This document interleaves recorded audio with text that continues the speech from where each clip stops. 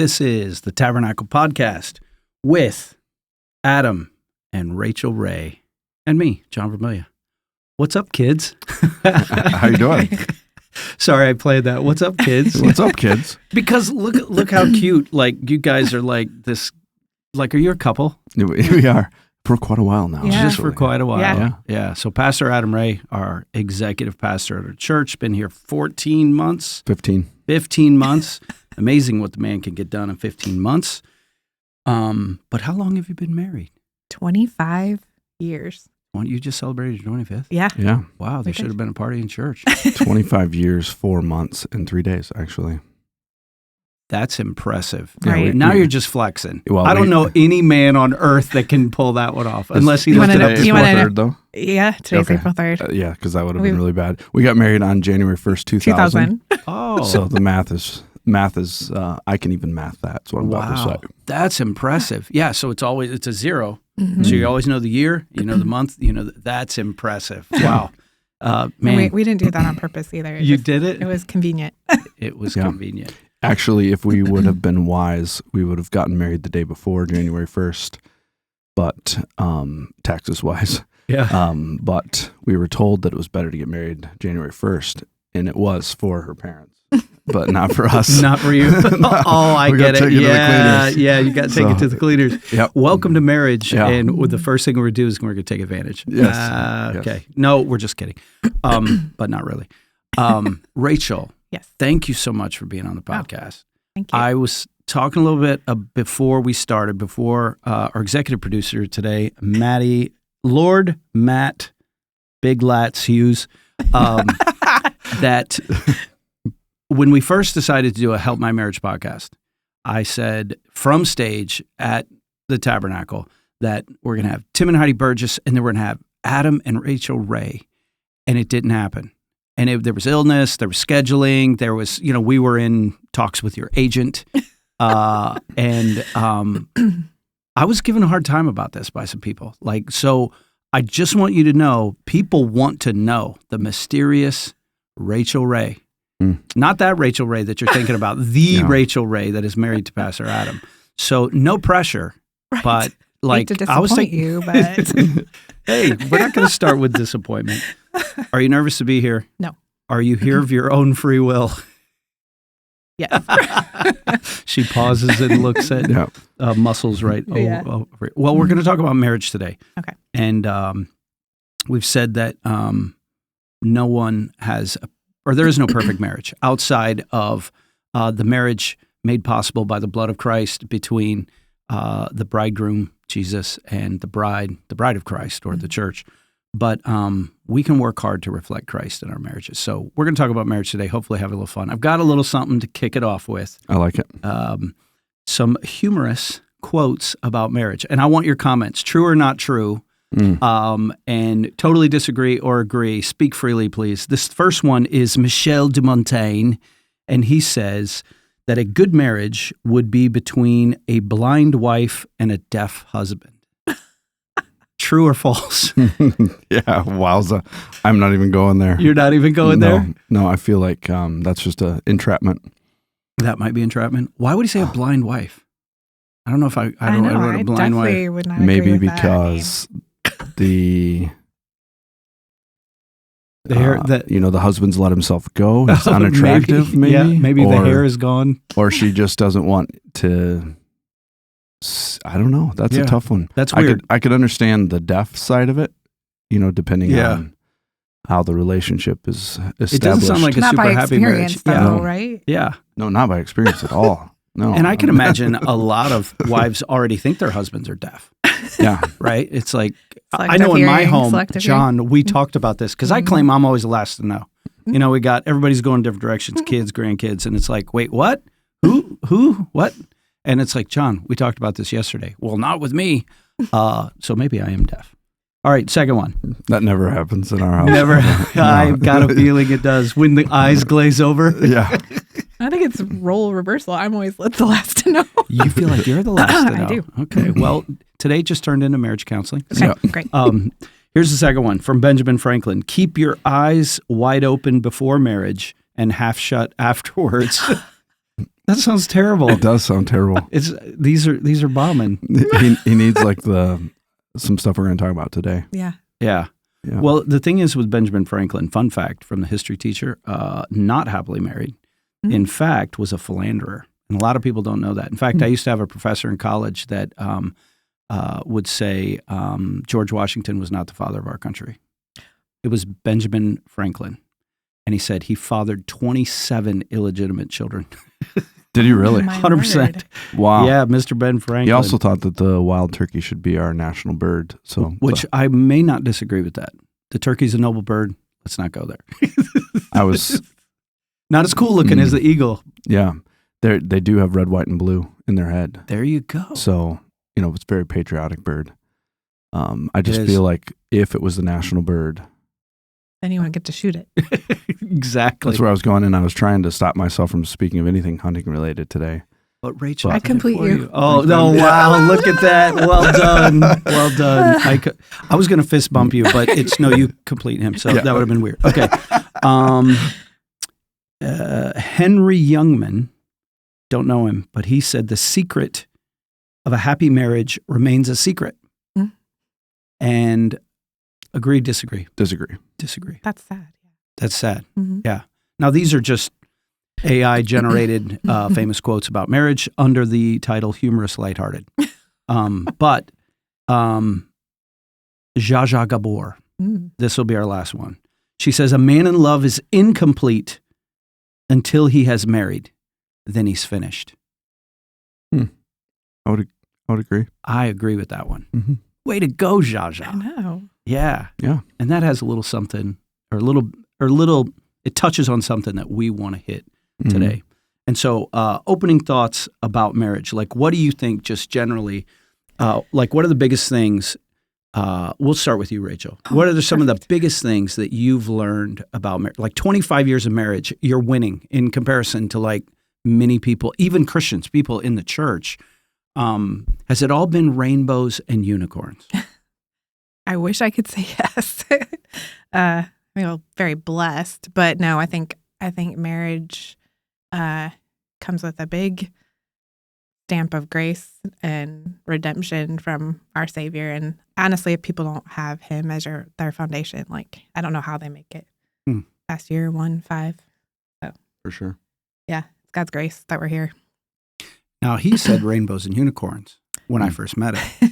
He said it was, no, I'm just kidding. Just straight perfection. Yeah, no, straight perfection. What's the biggest thing that you think that you have learned about marriage and then also about yourself, Adam? I would say that In the context of marriage, yeah. For Rach and I, going all the way back, we have known each other since we were 8 and 9 years old. And so there's that like initial flirtation and fun of the early years of dating. And then things begin to get more serious as you lead into engagement, the marital, all the stuff. And then life begins to happen, and you kind of transition from this space of frivolity, freedom, to all of the pressures, and learning how to balance the pressures, the weights of children, church ministry, jobs, all the extra things. And the thing that I think has been a catalyst to success in our marriage is really realizing that the foundation of most hurt in marriage is selfishness and pride. And like I have so many things that I love to do. I love to, obviously be in the outdoors, but I love the golf world. I love the fitness world. Right. I love all these things. And at the end of the day, none of them are truly satisfying if she's not satisfied at home. And so even in the moment, you feel like what I really want is to just go shoot my bow for an hour. But you got a little man that's clawing at the door, like, please get me out of this house and let me play. And so there's a weighing of the decision in that moment of what I think I really want and what I really need to be doing for the success of the marriage. And finding that balance, it took me a long time. Like,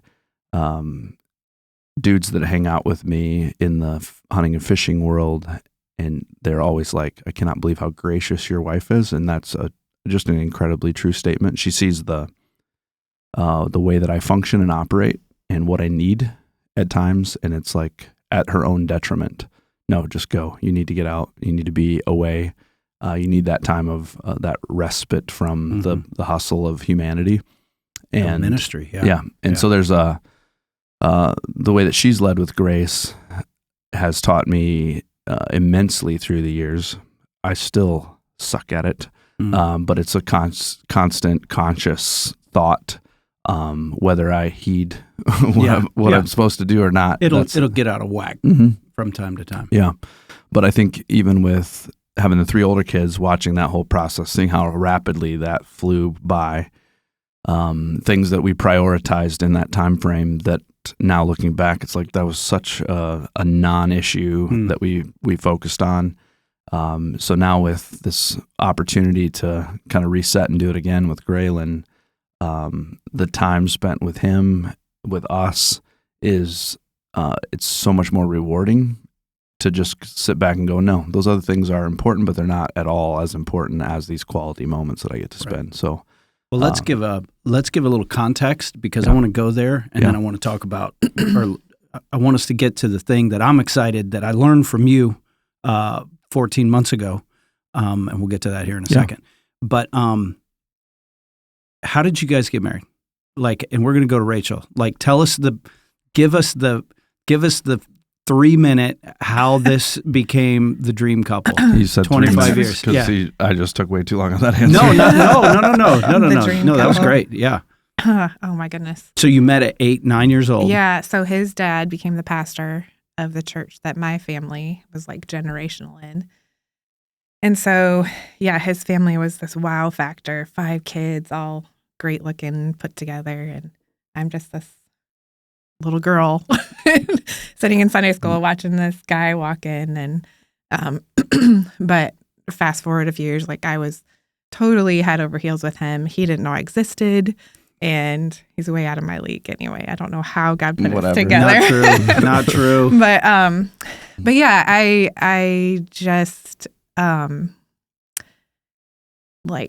just saw him from a distance in a way, and like the person that he was. And so we both had a heart for ministry and serving. And so from a young age, we were like all in with youth group, and we had a pretty big youth group at the time, and we did these like society things. So I was president of a society, he was president of a society, and so it was political. Yeah, no, totally I'm just kidding. No, I'm playing. Yeah, the merging happened. Exactly. We grew a kingdom.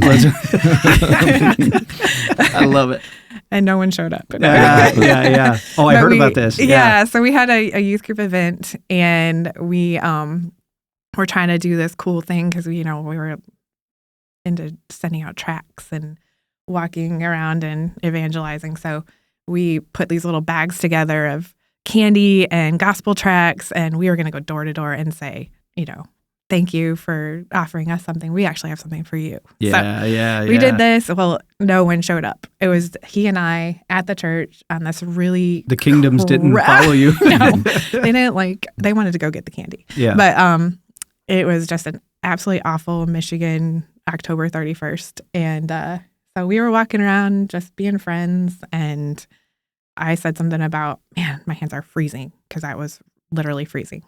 And he reaches over and warms up my hands. And I just remember being like, he's touching me. What do I do? Yeah. But it was that was the beginning of, for him, I mean, he's told the story many times. I was already like, I want to marry him. And he was like, huh. There's more to this chick than I have a feelings. Bro. Yeah. She doesn't feel like a fish at all, or a white-tailed deer. So that was kind of like how it started, and then we started dating very young, which I don't know that we would say that's for everybody, but God, blessed us, and we just had a lot of fun fishing and doing church things. And then he left me and went to college. It was super annoying, and so I fast forwarded my high school career and graduated early so that I could go to college. People said I was following him, but I Just wanted to, get my education. Yeah. Sure. My If you're not watching the podcast, you got to see her facial expressions. They're worth the price of admission. Yeah. It's called MRS degree. Yeah. It's a good degree. So, so by the time he hit his sophomore year, we'd been dating for almost 5 years. So he asked me to marry him in between his junior and sophomore year. We got married. And Junior and senior year. oh yeah, junior and senior year. Yeah. You said junior. We got sophomore year. engaged. I was not going backwards, I swear. It's okay. First time on the podcast. All these dudes are staring at her. So I'm over my 3 minutes. No, you're fine. No, it's So good. the convenient date was January 1st, 2000, smack dab in the middle of his 5-week break. So we got married and had time for a honeymoon, and then drove to Florida to finish college. And literally hit the ground running with the whole marriage thing. It was crazy. Yeah. On our way down, we lost the transmission in our vehicle. Adventures from the beginning. Absolutely. We had $1,500 to our name. And it was gone. Yeah. And we got down there and had to plead with our landlord for grace Just for the grace. first year. Yeah. So you guys were married at 21. I was 19. You were 19. Mhm. You 21. were 21. So Darcy and I, we also married young. We were both 21. We were both doing a victory lap. She got 2 degrees, so it's technically not a victory lap. I had to finish student teaching because it took forever to declare a major. But it was the same thing. And I'm not always an advocate for marrying young, but then at the same time, I think about my wife and I kind of grew up together. Did you have the same type of a deal? Absolutely. And I think that's what he was talking about, because we knew each other from childhood. It's interesting because you kind of you think you know this person, Mm-hmm. but we had so much growing up to do, and Same. still do. Same. Yeah. But he isn't the same 21-year-old that I married, and I'm not the same. Yeah. I hope I'm not. Yeah. So you guys had 3 children. So I Yes. want to fast forward here. And we did Adam's Change Life story. And sometime, if I behave myself, maybe you'll come back and we can hear your Change Life story. But in the context of marriage, God bless you with 3 children, Mm-hmm. 2 sons and a daughter. Mm-hmm. And what were their ages? And what was your age when this gray man, this little man that you're talking about, joined the crew? Mm. So Kenton was 19, Hudson was 18, Addie was 15, and we found out we were expecting again. I was 42 when I gave birth to him. That's when the little surprise man came Yeah. along. Yeah. Yeah. And you've told us story just a little bit, like you were going hunting or something. I don't know, probably fishing. When or we actually found out, we had just come through kind of a really rough season financially, which welcome to ministry life. yeah, welcome to ministry world. But we were trying to process how we're going to recover from unexpected bills and all these things, and I had just come to this conclusion that. Like often we do, we try to process it all out for ourselves, and then you stop and pray, and God begins to provide. Says, oh, that's so cute, Adam. Yeah, exactly. Let me tell you what's going to happen. Ring. Yep. And so we had scheduled a date night, and we finally get to the date night, and I couldn't wait to tell her what God was doing. And so I tell her this whole spiel about God's protection of us financially and his care for us. And she just kind of has a funny look in her eye. And then she goes, well, I got one thing to add to that. I'm pregnant. And I was like, I think the first words out of my mouth was... is ruthlessly amazing. Yeah. I It was love that. unbelievable. Yeah, well, fun fact. I was like, there's I have a one in the little monkey oven. wrench to throw into this, potentially. I think the first words out of my mouth, if I remember correctly, is that's awesome. I've always wanted more kids. Yeah. Something like that. Oh, good job, Yeah. bro. I But I know. mean, genuinely, we were never, oh, that's all the kids we're going to have type people. It just is that God. Well done. Yeah. Seriously, you said that's that awesome. really was what came out of his mouth, and which was good because I was I've always wanted more kids, but you kind of after 5 years, 10 years, You're like, okay. 15, that it's not door's on- closed. Yeah, it's it's done. not on the table. And so it's like, all right, we're in the next season. Yeah, after I said that, And like, we both. I think there was like a moment of silence. Yeah. A lot. We were See, really quiet. I the rest didn't of the pass day. that test. I Yeah. didn't pass that test. For us, we had 3 daughters, and I was like, I get it. I'm the guy with girls. I'm good. And then she did we're not all here yet. And then we had another daughter. And I'm like, see, told you. We're fine. I'm fine. I don't have any like, oh, the name must go on. And when she told me, Benjamin, hey, I'm pregnant. I think all I could get out was give me a minute. And then I didn't recover, Rachel. I'm sorry. If you were hoping for a better dude that your husband works with, No. Later she was like, okay, I gave you a minute. Now what? And I said, looks like we're getting that Suburban. Yeah. Right. And that was not cool. Yeah. I failed. No. I'm sorry. Yeah. No, You- I think that he obviously had an inkling because there's a goofy thing that happens. I am a coffee addict. I love coffee. And every pregnancy, it hits whatever week, I'm like, does this taste weird? Does this smell weird? It messes with your senses. It does. And so that morning, I love to bring him coffee. And so I brought him coffee this morning. I'm like, can you taste this? It really tastes funky to me. And he was like, uh-oh. He's like, I was like, surely stop. not. Yeah. Stop. I mean, That's we not had a even good little funny. laugh about it that morning. But Just- then the not wheels are a- like going in my head. I'm like, wait a minute. Wait a minute. Wow. Yeah. So that's where you're at today. You Yeah. have your oldest son is married, or both of your Both sons boys, are married. Yeah. You have a 17-year-old daughter. Yep. And then we have a 2-year-old Mhm. son, and we've been Yeah. married 25 years, and we're still smiling. Oh, yeah. Yeah. So the cool thing that I'd ask you to really focus on for us, and you can go wherever you want with marriage. We want to learn from your marriage. I admire your marriage from a distance, and from what I've seen, it's like, I don't know how she does it. No, it's just but I've heard that before. This That's is weird. this is super woven here. But just some keys that we can learn from your marriage. But specifically, I was actually heading to a marriage retreat and was just looking for a thing. And besides all of the things that I've learned and what the Bible says, and is there something biblical? And you showed me something that you had come across called the marriage wheel. And a lot of our people listen, some people watch. We didn't bring pictures today. But essentially, can you describe how that, or what the marriage wheel is, and then how it has helped you, Absolutely. and how it can help others? Yeah, for sure. Yeah. It's a graphic, essentially. Yep. But, And yeah. it'll take for those listening, it'll take a couple minutes to kind of get the full picture of this, but it begins with a process of understanding when God says that a man should leave his father and mother and cleave to his wife, the two shall become one flesh.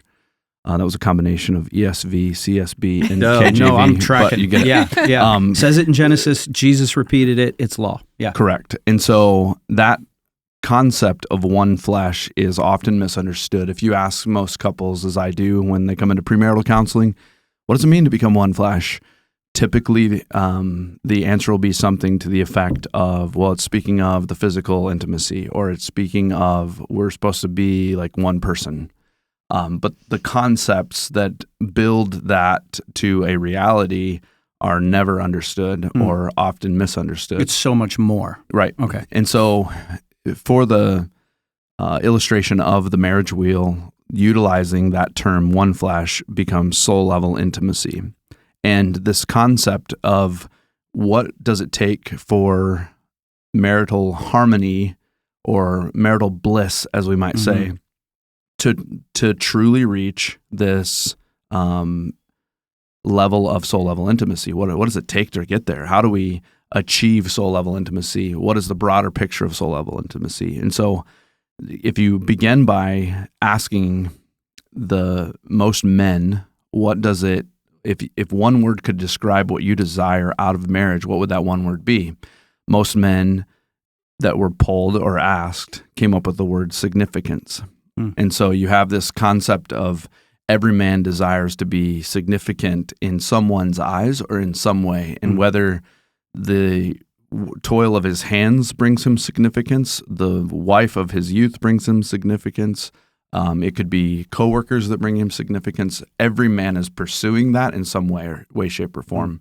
In a heavily gratifying, self-gratifying world, Social media can be this source of significance, or whatever those types of things are. But God is saying that in a healthy marriage, soul level intimacy being achieved, that the wife is the one that will bring him significance, greater significance than any other thing that he's accomplishing or doing.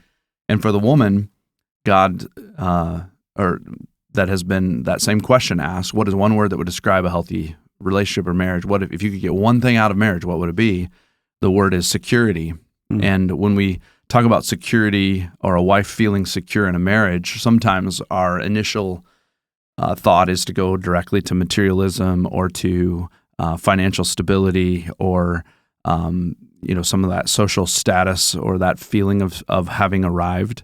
And yet it really speaks to this knowledge that this man is mine and I am his, and we are for each other, and there's no greater advocate for me on this planet than my husband. Wow. And so how do the question then becomes, if that's the pursuit, is that security that I'm providing for my wife or significance that she's providing for me? How do we get there? What is the levels of achievement?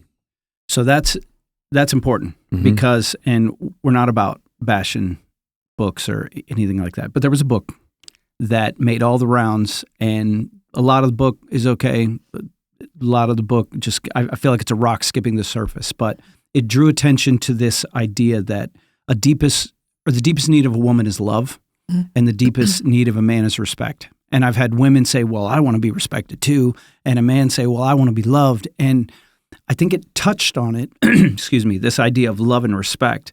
But I think what you've just shared, what was huge for me is the moment I heard that word, that was something more than just respect. Is I think the deepest need of a man is to feel significant. That's what men are chasing. That's what they chase in the weight room. That's what they're chasing in sports, in their hobbies, in their job, in affairs. Men are chasing significance. They want to feel that significance. And more than just love, because a man wants to be loved and respected, and a woman wants to be loved and respected. I feel like the deepest need of a woman, do you think that's true, Rachel, that it's security, is to know I'm secure, he's going to be faithful, we're going to be taken care of. You know, I see it with 5 pregnancies right before the birth. All of a sudden, the house has to be right, the whole nesting. What is that? That's looking for security. Do you think that's accurate? Yeah, 100%. Deepest need is security. Does he make you feel secure? Yes. Do you feel secure right now? Sorry, you're in a No dungeon. comment. No comment. Right. Well, you do match, and I don't know who's in charge of that. Yeah. You know, no, you said you coordinate, Yes, we coordinate. but it wasn't on purpose. No. Because you're one flesh. Tab. It's our new favorite shirt. And Tab podcast family. They're both. What is this? Some sort of? It's a I light. like to refer to it as sage. It's like Yeah. a sage color. He's in the check shirt. She's in one as well. And you said it wasn't planned. No, it was But No. you're just one flesh. We actually We like this color. got ready completely absent from each other this morning. So when she walked in, I was like, oh, At least nice we don't color clash. choice, babe. Well done. Yeah. Yeah. It's going to look good on camera. Yeah, that's good. You guys are a handsome couple. So I interrupted with that. No, but it's great. Significance is the deepest need for a man. Security, the deepest need for a woman. Yeah. How does that play out with this whole thing with marriage wheel? Yeah. So picture for a moment a wheel that is constantly circular or circulating around this concept of soul level intimacy. At the bottom of the wheel is security. At the top of the wheel is significance. They could be interchanged. There's no significance to where they set. But God gives admonitions to the man for this pursuit of providing security for the wife. And he says there are multiple different ways that you would provide that security, but they come down to 3 specific words. God tells the man to love his wife, to learn his wife, and to lead his wife. And when we look at like Ephesians chapter 5, we go through and husbands love your wives as Christ loved the church. Husbands love your wives as you love your own body. Husbands love your wives in this sacrificial, willing to die manner.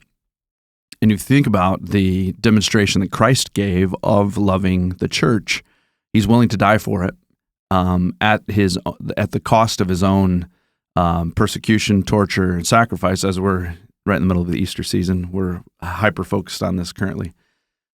But if you think of even the concept of loving your wife as you love your own body, I was talking to some guys just recently about just that concept and beginning to break down, how do I love my own body? Like some dudes would say, "Oh, I hate my body. I've let it go," or whatever. And yet, even in that ideology or that idea, they still love their body. They feed it. They hydrate it. They rest. Mm-hmm. They, just if a man were to think of his wife as often as he thinks of food Or himself. Yeah.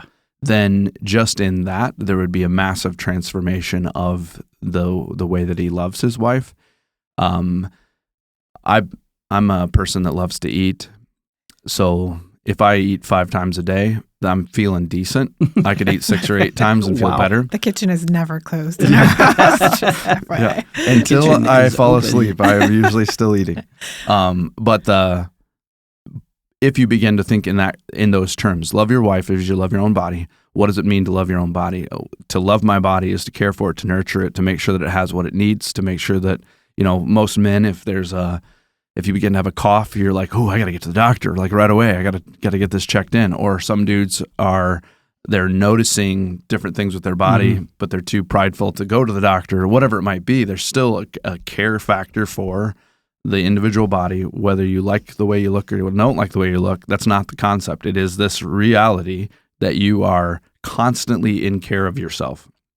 If you were to then transition to loving your wife, or at least thinking about your wife in the same manner, the same number of times that you think about food or needing a drink or whatever, it would drastically improve most marriages. But God goes further and he says to learn your wife. And Scripture tells us to live with our wives in an understanding way. 1 Peter 3, you told me to be the guy that looks up the verses. I like it. So the first one was from Ephesians 5. So we're Correct. giving you the biblical basis here. Love your wives the way Christ loved the church. Yep. Right? We're supposed to love our wives the way we love our own bodies. Mm-hmm. But then in 1 Peter 3:7, it says, likewise, husbands, live with your wives in an understanding way, showing honor to the woman as a weaker vessel, since they're heirs with you of the grace of life, so that your prayers may not be hindered. So that's where the learn your wife comes from. Yeah. What does that look like? So if we think about, we even kind of alluded to this, if you look back at our high school, early college years, first years of marriage, the way that I cared for her, the way that I showed her love had to shift. And I have to learn that as she's getting older, not in like a aging way, but as she's getting older she's now the mother of 2 married sons, a senior in high school daughter, along with a very busy career in the tax world, and a 2-year-old, showing up with a bouquet of flowers and then going on and doing my own thing is not a genuinely, like I had to learn that a little gift here and there, yet neglecting my responsibilities as husband is not a way that I love her well. Back in high school, if I showed up with a bouquet of flowers, it would be like, oh, he gave me flowers, that kind of a Is this deal. true? Oh, yeah. Oh, yeah. I had so many roses. My Yeah, it was in the thousands Yes. for sure. Yeah. And she dried dad most thought of it was them. ridiculous, which Yeah. I think that says a lot for Yeah. my Yeah. dad.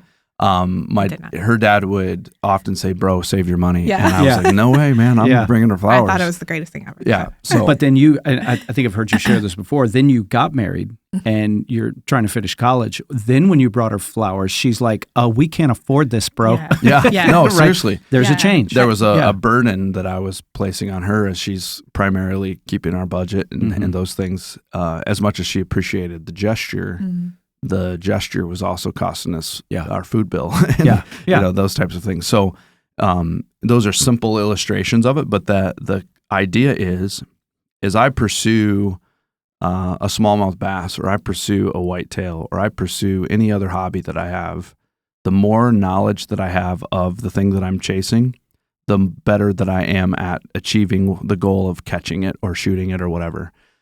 When I look at the idea of learning my wife, I have to be a constant student of the way that she is working within the home, her needs, how tired she is, how refreshed she feels. When does she need a break? When does she need a vacation? Do I read, last night I come in after doing a podcast and getting ready to go to young adults, I've got a little 40-minute gap, and I can see in her eyes that she needs a break. She's still working, trying to finish up stuff for tax season. And so I'm like, hey, tonight's a night that Graylin's going to young adults with me. Was that the easiest young adults that I've ever run? Of course I not. didn't know that. I'm so glad. But that's really cool. But that's it's a little going to daddy or going to work with daddy night. Mm-hmm. Yeah. Nice. But it's just and when I say these things, like there's so many areas that I'm imperfect in. I'm just you get to give the highlights of when you do the right thing. But I'm trying to learn the body language of an incredibly gracious wife that is often overdoes it on her part to care for me. So then to try to shift that thinking and go, all right, how do I care for her in a way that shows that I'm learning as I age to care for her better? And you get thrown this monkey wrench of a little 2-year-old in this space of like a time frame when we really should be kind of hitting the coast button and the empty nest. We're coming into this. But like, he's such a cool part of our family. He's hilarious and he's fun and he's a smart little whip. So the things he says, we're laughing all the time. He brings us so much joy, yet it has caused us this massive shift in really like, okay, we thought we knew each other and the direction we were going, and now that shift has to change. So we've like, I've transitioned from being a gym rat to not as much of a gym rat, trying to be active in hiking with Graylin. And, I got my dumbbells in front of the couch and, just trying to get things done when I can, because I can't justify, I think that physical fitness is a massive part of loving your wife well, just personally. That's a personal conviction of mine, and I don't want to jeopardize a future even with Graylin. Right. And when he's 18 and I'm 61. You still got to be able to take him. Exactly. Yeah. He's got to come for your crown, man. But but there's there's a sacrificial point of it too, though, where maybe the bodybuilding, powerlifting side of it has to take a back seat to what does it take to just be healthy, to be fit, to be able to accomplish the things I need to accomplish and be present. Right. Because otherwise I love the gym. I could stay there for 2 hours and not get tired of it. And so that just like those little things are balances. And the whole idea of that is I want to learn her well. Yeah. I think she has the reciprocal part of that on her place is she knows me better than any human on the planet. That's the one flesh part. Absolutely. Yeah. So you've said to love her well, to learn her well. And I just want to interject. Women, I've said more than one time, crown jewel of creation. They're fascinating creatures. Last night I prayed with my wife, and I may have said the words, Lord, thank you for this fascinating creature that you put in my life, right? Yeah. And you guys are complex, and you change. And the problem with dumb guys is we assume they're never going to change, right? And they do. In fact, I think I may have even said on this podcast, I heard someone say that, I've done a lot of weddings, and you have a bride and you have a groom. And if I could guess what they're thinking on that wedding day, you got the groom staring at the bride, and he's like, she's always going to be just like this, right? And this is what I've worked for, pursued, da-da-da-da-da. And then in her mind, this bride's staring up at her Prince Charming. She's thinking, well, he's not perfect, but I'll change him. Yeah, that's good. Right, yeah, right. Sure. So for the dudes, I love it. It starts with L's. So love, learn, because these people change. Rachel, is this true that women change? Yeah. On the daily sometimes, On the daily. Is it true that he's making an effort to learn you well? Yeah, absolutely. You didn't know this was a confrontation? No. Do we have the lie detector set up here? This table will explode. Yeah. Place your hand here. Place your hand here. Yeah. What's third L? Third L is to lead. God tells us throughout that the husband is placed as the head of the home. It's wild because if you continue on in Ephesians 5, it says, wives, submit to your husbands as Christ as your husband submit to Christ in that space. And there's a concept of submission that is, when we relegate it to common language or modern language, it seems depreciating for the woman. I was preaching a wedding probably a year and a half ago, and I read Ephesians 5. I think it starts at verse 22 or 25, somewhere there. Yep. And so I start read wives submit to your husbands, and when the wedding is over, I have a lady confront me down front. The bride and groom have left, they're off, everybody's these celebrating. people are always straight crazy. Yeah. Yeah. And she's like, how dare you? And I said, excuse me? Everything's happy and joy and smiles and cheers, and then it's how dare you, lady? And she's like, this concept of submission, this is old fashioned, this is outdated, and this is this and that. And so from that point on, instead of just reading over that passage, I take the time to stop and explain what God has intended for this. And I use an illustration of a four-way stop. I'm sure there's better ways to illustrate this, but I this love works. this one. Yeah, I've already stole it, so just so you know. And So, I gave you no credit. That's perfect. Because if the bullet fits, you shoot it. Yeah, that's exactly right. Yeah. Be a preacher. Yeah. And so if you come to a four-way stop and there's an F-150, there's a Lamborghini, there's a Volvo, and a Nissan at the four-way, at each of the four stops, which one goes first? It's one on the right. Yeah. Or the first one that got there. The first one that arrived there. Yeah. So it's first one that got there, and if you don't know, it's the person to the right. Yep. And so if it's a tie. It's a place of honor out of this idea of order that has been established by law. If someone said, well, the one that's most valuable goes first, then you would look and go, oh, well, the Lambo, clearly that's more valuable. He gets to go first all the time. And sometimes when we look at Scripture on this idea of submission, we relegate the husband to something of more value than the wife in God's eyes, and it has nothing to do with that. All throughout Scripture, it says man cannot serve two masters. And it's this concept of husband and a wife fighting for a power struggle in the home. It does nothing to nurture the children that are coming after them.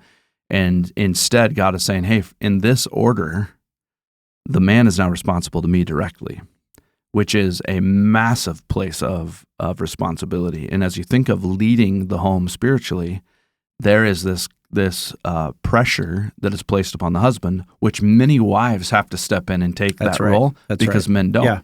Yeah. Sometimes in marriage counseling, we'll have a wife that places an unhealthy expectation of what that leadership looks like.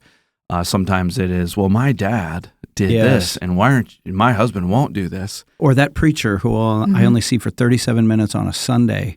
Yep. Why can't you be like him? Oh gosh, that's poison. It is. Absolute poison. The saddest part of that whole concept is that spiritual leadership is a lifestyle. It is not oh cool, he can live like a hellion all day long, but he does a 30-minute devotional in the morning, or he prays with the kids before they go to bed, and so therefore he's the spiritual leader of the home. Spiritual leadership is about the day-to-day, moment-by-moment, directing your family to Christ. I tease men all the time in sportsmen's banquets or whatever. How many times does your wife have to kick your butt out of bed to go to church on a Sunday morning? There you go. Spiritual leadership is you saying, this is a high priority for our family, and I might struggle to get out of bed in the mornings all week long, but on Sunday morning, I will lead our home. I will help with the responsibilities. Yeah. I won't make this a pressure on my wife, and I won't force her into this space of having to, scream and yell at the kids on the way out the door because we're all running late because dad's a slug on Sunday morning. Now, at the same time, Sunday morning is a huge task at the initial determination that I'm going to be a family that goes to church. You've worked all week. You've maybe got some rest on Saturday, but this Sunday comes in and it's like, whew, this is tough to lead my family this way. But that's where you step back and say, God has put me in a position of leadership to where if I truly desire for my family to follow after me, I have to model this in a way that is honoring. I think that a man that can recognize the sunsets and the sunrises are a gift from God and point that out to his children. He can recognize the flowers are God's gift in nature. He can recognize that in having dominion on the earth, there's this desire for stewardship. There's this desire for care. Just He's leading. When I catch a smallmouth that's out of that beautiful, pristine water of the bay or whatever, like what is in my heart is, God, you are so good, and I'm just in awe. What needs to come out of my mouth is those words in front of my children so that they can see that modeled, that I'm constantly in a place of redirecting their thoughts to the Creator. Yeah. And that's, in my flawed abilities. That's my definition of leadership. No, that's a beautiful picture of leadership, because leadership gets, and you said it well, I don't want to re-preach it, but this idea of leadership and submission has been skewed because people think leader is, as Pastor Tim would say, is a dude sitting in an easy chair saying, "Woman, bear me." Yeah. All right. Which, no, stop.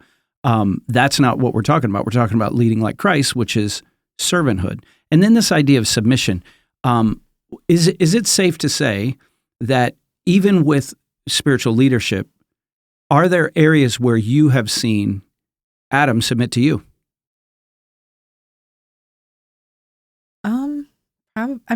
Because I'm a big fan of there. Yeah, that's a weird. There's a mutual submission without relegating leadership. Yes, because it's leader, this is your strength. Yes, I'm gonna the finances. Not that I do it great, but he leaves that in my hands. Where some men are like, absolutely not. That's my I'm supposed to lead, so I do everything.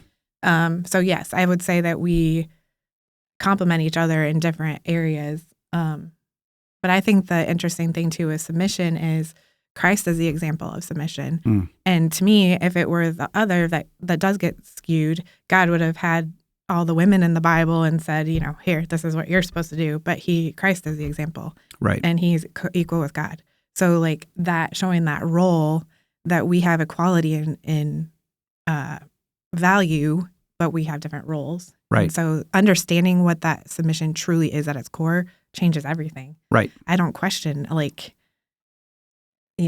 I want to follow his leadership because I know at the core of what it is, he has my best interest in mind. Right. And he wants to lead us well. So I'm like, oh yeah, let's do that. Right. Or whatever. So leadership, I've heard, I don't know if I've heard you say it or I've heard multiple people say it. I think you would agree. Part of that spiritual leadership is setting the tone in the household.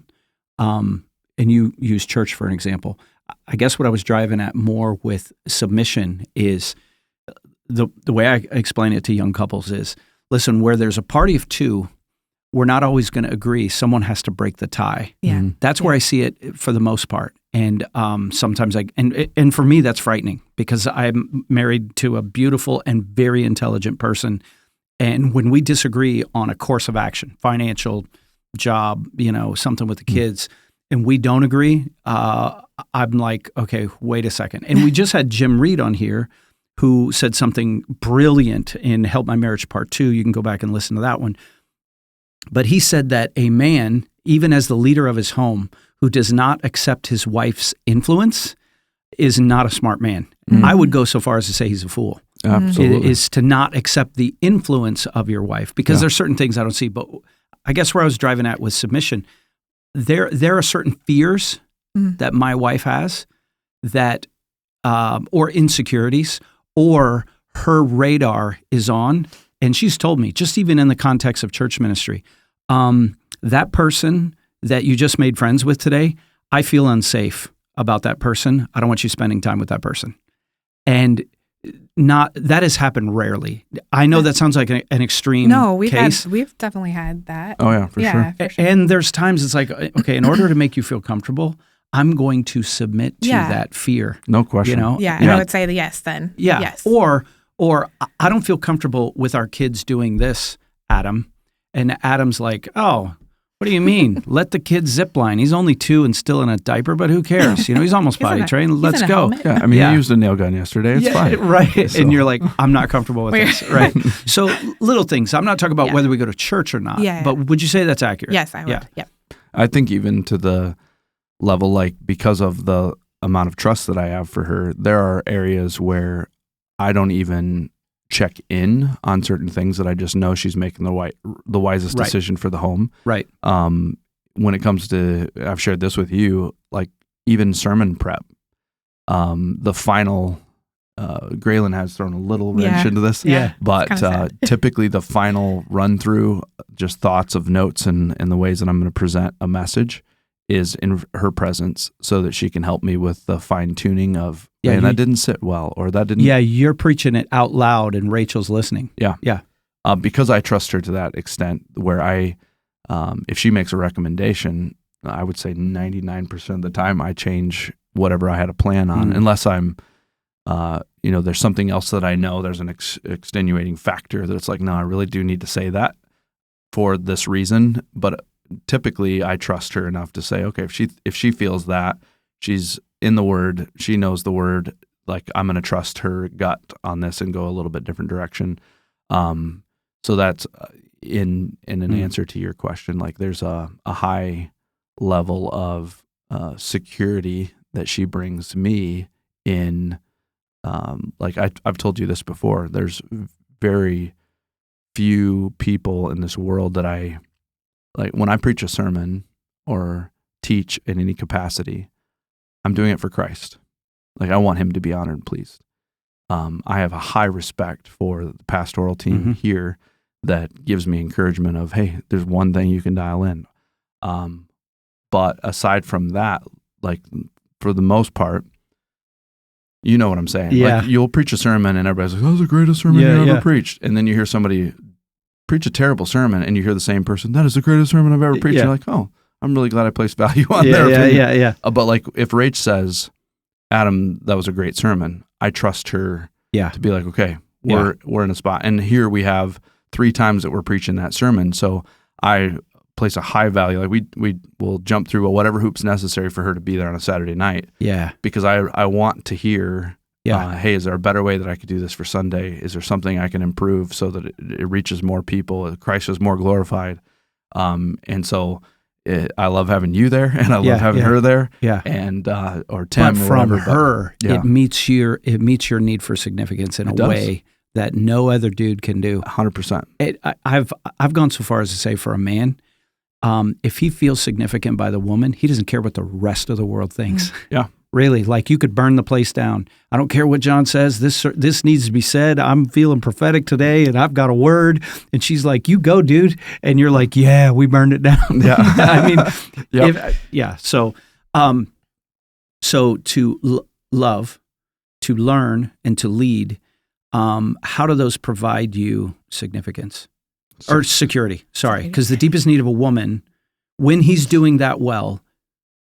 I'm trying not to give you a yes/no answer.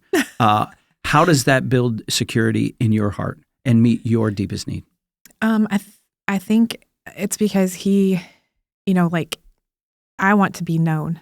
I want to be seen by him on the deepest level, and it can only be done if he is loving me and learning me without being selfish. Right. But like, I'm not super vocal as a human being. I mean, I definitely have an opinion, but I'm not like always wearing my emotion on my sleeve. So Thank God.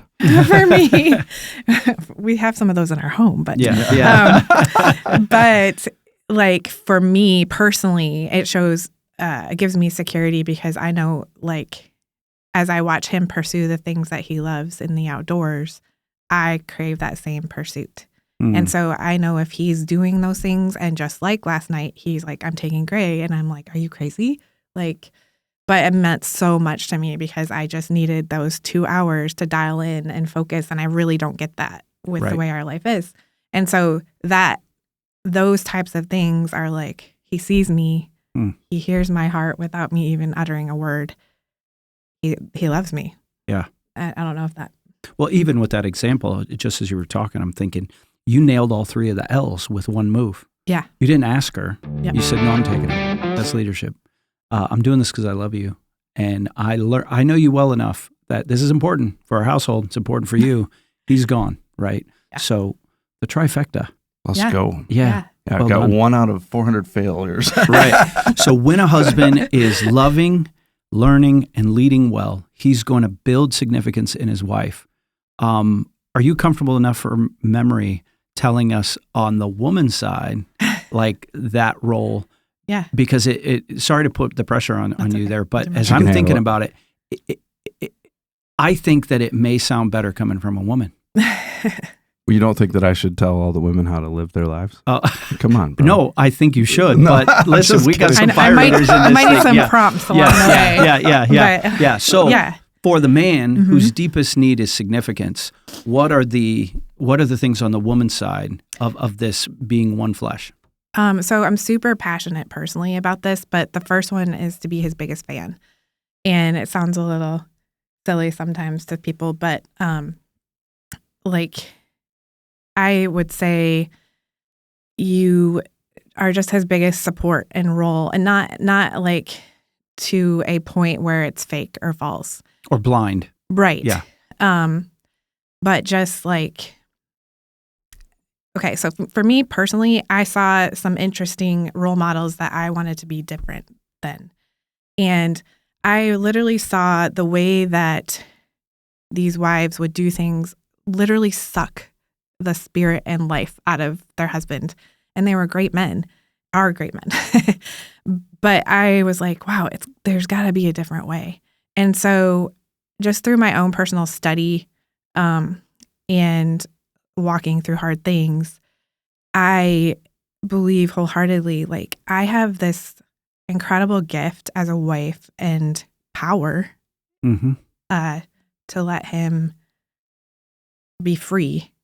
Whether it's like, Adam's so good at always asking, hey, can I go shoot my bow tonight with the guys?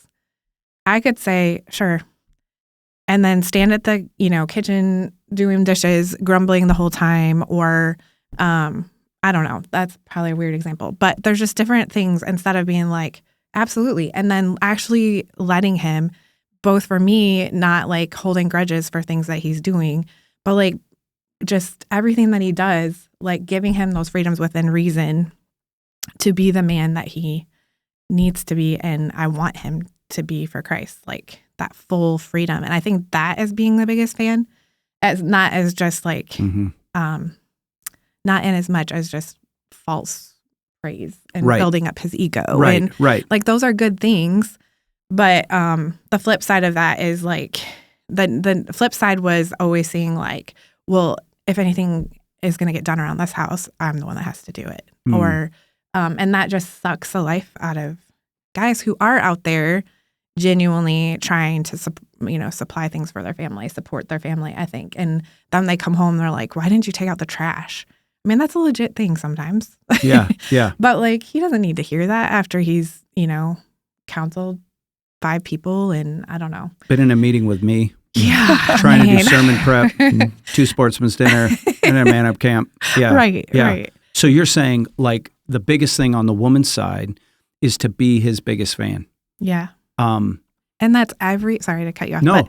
But also like everywhere I go, like I've had times in my life of being sheerly mocked because I wouldn't sit in a group of girls, friends, and just trash talk my husband. Like I was the one that was like either just silent or trying to turn the conversation because that gets back to them. Some way, somehow it gets back to them. And so if he like can't feel significant in our home and he can't feel significant with every conversation that I have, then I am failing. And I'm not promoting him and helping him at the best of my ability. And this doesn't mean that you're not the biggest fan of Rachel. No question. But to speak to the deepest need of his heart, a woman who is going to be a fan of her husband, that's already different from the world. Yeah. That's already different. That's support.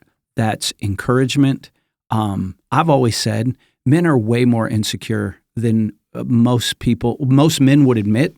For sure. And most women believe. And I think that's where power trips come from. Yeah. Is because they're insecure. It's insecurities coming to the forefront. And that's why when I see guys on power trips, I'm like, their wife needs some help. Yeah, 100%. Yeah. But it also speaks to this idea: if his deepest need is significance, and And this was the game changer when you first shared this with me, and now this is my jam. I'm doing another marriage retreat at Lake Ann, and this is the centerpiece. I'm going to dial up this graphic, and it's going to be even better. If a man does not feel that his wife is his biggest fan and he's not getting that significance there, he will find his significance somewhere or from someone. And that's just the fact. Now, and I love how you said, it's not this blind, like, no one's taller than you, no one's got better hair or stronger. I mean, we're not talking about lying. Yeah. But if he gets that, but if Adam gets that significance from you, then he's not looking to find a biggest fan somewhere else, because he'll find his biggest fan as his boss or his job or, with one of his hobbies or with money or with stuff or you name it. Yeah. And so that's a huge thing. Yeah, I think even to a very simplistic level, sometimes men will attempt to make a little change. They'll hear their wife say something like, you never dress up. And so dressing up to him might be that instead of wearing the same boots that he just wore working on the line, he changes his shoes for their date that night. That's a big move for him. For her, if she doesn't catch that, that's a robbing of an opportunity to make him feel significant. Like, as not to sound super cheesy, but if I'm getting ready to walk out the door, she always says something about, Adam, you're handsome, or man, I love that on you. That's a great look. Love it when you wear your hat like that. Those little things. Well, so then when she tells me, hey, those pants, no. Yeah. Right. then I listen. Yeah. But I mean, I accept her influence. Yeah. I genuinely appreciate her opinion on those things. Trust her with that opinion. Yeah. And so but when I'm walking out the door and my wife just told me, bro, you're handsome. Love you. Thank you for the work you do, whatever. 100%. And it's like, let's go. Yeah, let's conquer the day. Yeah, 100%. And you use the word power, and I've seen women wield their power negatively, and behind really good men, you see them wield it positively. I hope this isn't inappropriate. This is a podcast. We do whatever we want. That's right. I have used this before. Is if a dude goes to work and on the way to work he's flipped off 3 times in traffic, when he gets to work, his boss yells at him, demotes him. Then he hears that his dog got hit by a car, and then by the end of the day, he's lost his job. Like, it's like, dude, don't even come back tomorrow. And then on the way home, he gets in a fender bender with his brand new Ford F-150 truck. So now he doesn't know how to pay for the truck. There's been a wreck. The dog's dead. He got yelled at. He's been flipped off the whole way home. If he comes home and the kids are gone and there's rose petals leading to the bedroom and Barry White's on, it's still a good day for a dude. Mm-hmm. Absolutely. I mean, it can be redeemed, right? Yeah. Now I'm not trying to be crass, and I'm not saying that physical intimacy is the answer to all things, but I'm saying that is the influence of the significance that a guy can get from a woman. The only time that I can remember really severely rebuking a woman, which I probably have never done. I don't know if I've shared this story on the podcast before, but a guy was taking a spiritual leadership step. I challenged all the dudes in the First Timothy Fight Club that I do every couple of years with just a small group of guys, was to pray with their wives. And this guy was deathly afraid.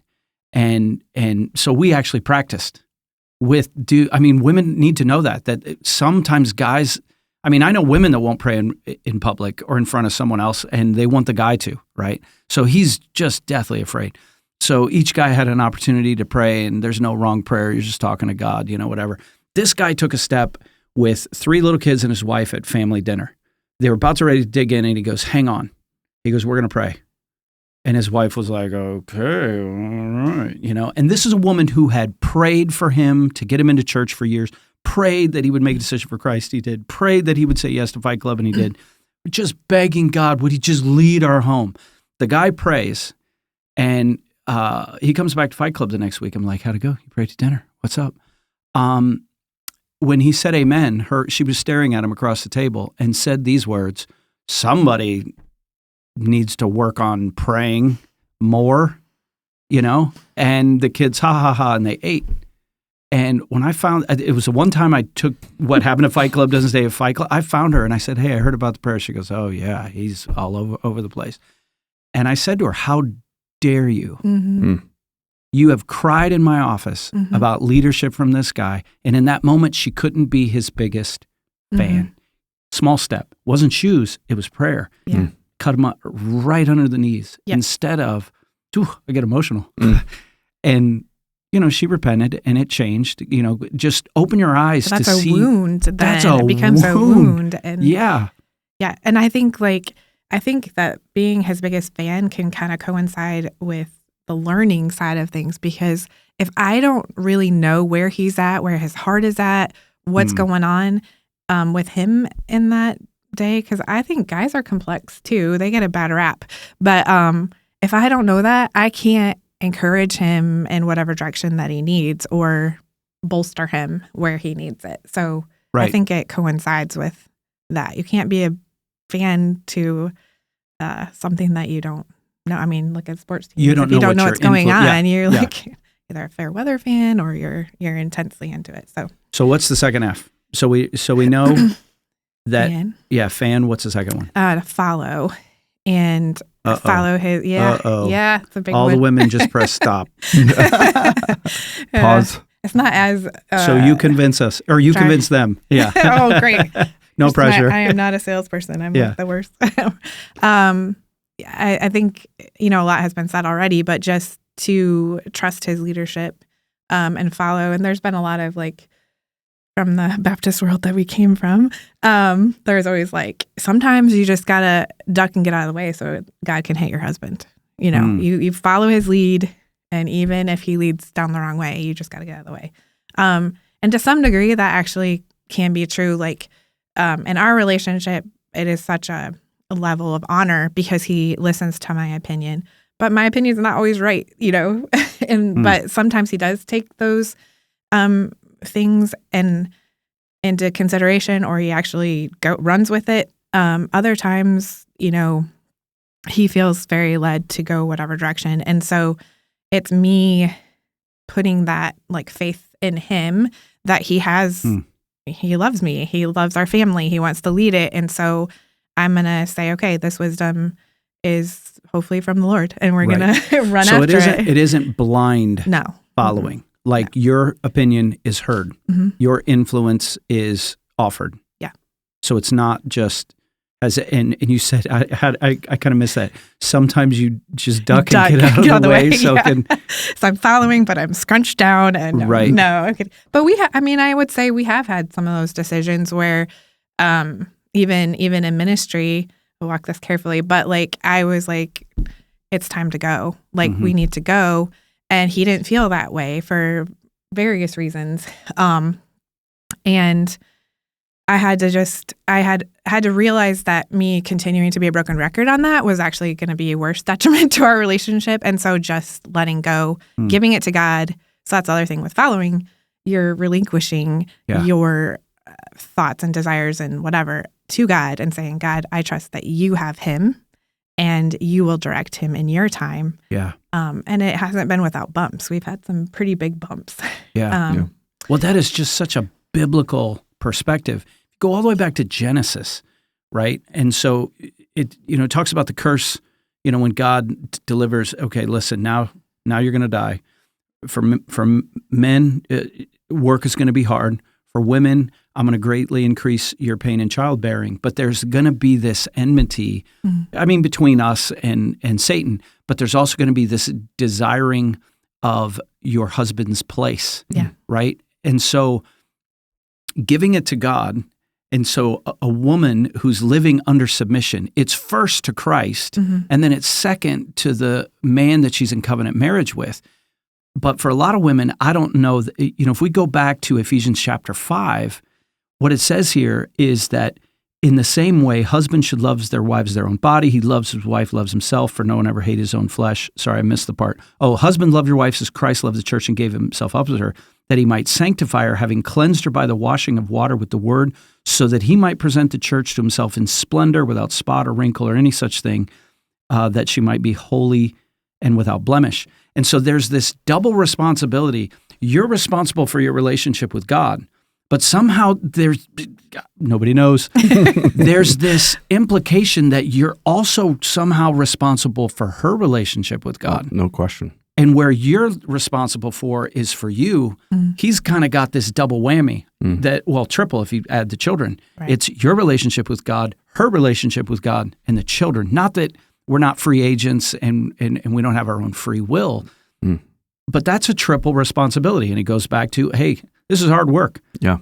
Being married, providing, having a life, being a dad, and still having time to shoot your bow.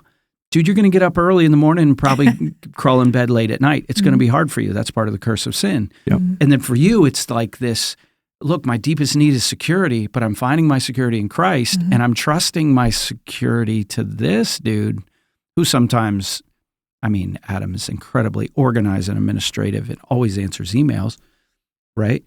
Amen. Amen. It's my gift. Not always true. So you were talking about following, and I thought of a story. I remember early on in marriage, probably had one or two kids, and there was a financial decision facing us. I can't remember what it was. I don't even remember what it was. I remember what happened. But we were home visiting Michigan, and we're staying at my in-laws' house. And the decision had a financial piece to it. And I wanted to do it. She didn't think it was time. We went for it. It cost us. Like I made the call, and I even remember her saying, well, part of this biblical marriage is when we're at an impasse, you have to make the call. And so it's one of the few times that we've disagreed where I went with me. Usually when we disagree, I'm like, well, you're smarter than me. So and you know the finances, so we're going with you. This time I made the call. It cost us money. And dang, right? And all that's playing out. Well, it's early morning. My wife is in the kitchen and I'm upstairs, and I can hear her and her mother talking about it. And her mom, who is the world's greatest mother-in-law, is oblivious to all the other, what went into the decision. Well, why did you guys decide to do that? She goes, I don't know, and I don't know how we're going to pay with it. And her mom just kept saying, well, why did you even do that? And I'm upstairs cringing because I know it was me. And we've only been married a couple, I don't know, maybe not even 10 years. And I heard my wife say, Mom, we're adults. That was our decision. That's the decision we made. Mic drop. Oh, and the discussion was over. But I overheard that, and I'm up there like... Yeah, I was just going to say, I think she had my back. Yes, I think that is so key, because even in those moments where the decision costs, yes, I still have to have his back. Not, again, between him and I, we'll have discussions, we'll talk it through and say, okay, that maybe wasn't the best. Stop being a moron, Adam. Yeah. I've never used that word out loud. Doesn't mean you're going to follow him into sin. Or it doesn't mean you have to go to jail with him. That's what I'm using. But I don't bring examples. it up again to his hurt. And those are key things. Like any time in our life where things are not right or not how they should be, like I don't have a right, because of God's redemptive story, to bring it up to his hurt again. Like, we can discuss things, but that was a brilliant statement. I don't even know if I can repeat that. Yeah, no, due to God's redemptive story, his forgiveness and grace that he showed me. Wow. Maybe that's because the sermon's in my head. Yeah, forgiveness is this Sunday. Yeah. Oh. So if it's forgiveness Sunday. You'll hear this podcast 3 days after the so you can't skip it. So you Yeah. can't skip it. You can't skip perfect. I think too, Martin always teases me because I draw a lot of umbrellas when I'm doing counseling. Yeah. But just get perspective of when God admonishes the man to lead the home and to direct his family. The idea is this constant posturing of your heart so that your family can model that same posture in obedience to Christ. But if we were to put an umbrella, and that's God's protection, man directly under God's protection, the wife under the man, the children under the man's protection. Correct. Yeah. Then we often look at how the world attacks the American family. The attack is felt greatest when the man decides that he wants to step out from underneath God's protection. Now, the attack is there all the time, Yeah. but that shield is protecting us from the failures that come in stepping out and living according to the world and living according to its value The system. mockery of marriage. Correct. Yeah. So sometimes when a man steps out, the wife then says, well, I must assume the role, which then creates this Functional dysfunction. Yeah, functional dysfunction, really. Well said. There's it's confusing for the children. It's gives, in some cases, it gives the man kind of this feeling of a free pass. Oh, look, she's got this covered. I'm good. I'm going to stay out here. Sometimes when we step out from underneath God's protection and all of a sudden we feel the attacks of the world, we're like, why is God judging me? Or why is God doing this to me? Which is contrary to God's character. Instead of seeing that God hasn't changed, He hasn't moved, we've moved, and we have repositioned ourselves outside of His protection because we're living in disobedience. And so it's a reorganization of priority to God, you are first place.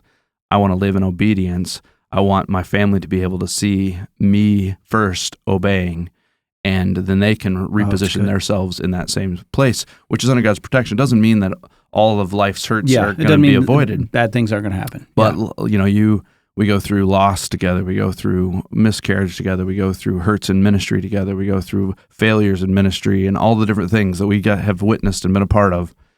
And in every one of those steps, there's this abundant grace because we're, to the best of our flawed abilities, aligning ourselves in a place of obedience under God's protection. I like that umbrella. No, that's a good one. The other thing, real quick, too, like another umbrella, it is always baffling to me when a husband and wife are in a place of unrest, or they're arguing, or they're at odds, and when they sit down with us, sometimes it feels like they don't have a desire to make things right. When in essence, according to God's word, we should live under the umbrella of grace and love. Like, how fast can I get back there? I hate if there's conflict between us. Despise it. It messes my whole life up. Yeah. I don't want it to go on for minutes. I don't want it to go on for seconds. The reason that it goes on any longer than it should is pride. It's selfishness. Yeah. It's my rights. I want my right to be heard, and I am right. I deserve better. Yeah. Instead of going, okay, God, when I was at my deepest level of iniquity, your son died for me and said, forgive him. Not because I was pleading for it, but because of your great love. How much do I love my wife to say, even in moments where I might actually be right, which is rare, but where I might actually be right, I will relinquish my desire for to be right to a greater level of love and grace because of my great love for her. I don't need to be right. I just want us to be right. Oh, that's good. So just I don't finding need that to balance. be right. I want us to be right. Yeah. So, but if a couple comes in that's struggling and they say, "This is my best friend. I want to get back to a place of grace and love as fast as we possibly can." Well, then here, let's just put down. This is the blueprint. We're going to navigate it together. We might even start with a marriage wheel. Just reminding us there's a framework here that makes all of this make sense as we think about soul level intimacy, grace and love. This is the desire for my heart. When we're at our best relationally, like unstoppable. Yeah. Bring it on. You know what I mean? And no, don't really bring it on. We're staying on But that is a constant pursuit. And I think in every marriage there is one of the spouses will lead with more grace often than the other. So there can be even a taking advantage of that grace. Right. And so we have to kind of check ourselves always. Like, am I pursuing something out of my own selfish interest to the detriment of my wife, or vice versa, and finding that balance to be able to truly live out what God's modeled for us in Christ. So what's the third one? We've got fan. You need to be or you feel called to be Adam's biggest fan, follow, not without influence, not without discussions, not blind, this subservient little. I've never drug her around by her hair. No, never. Please don't. Yeah. What's the third one? We're going to throw it all off. It's to complete him. Jerry Maguire, Yeah, you complete me. So yeah, from my perspective, What does that mean, to complete him? it would be coming alongside of him in the pursuits I feel God has called him to, or his loves.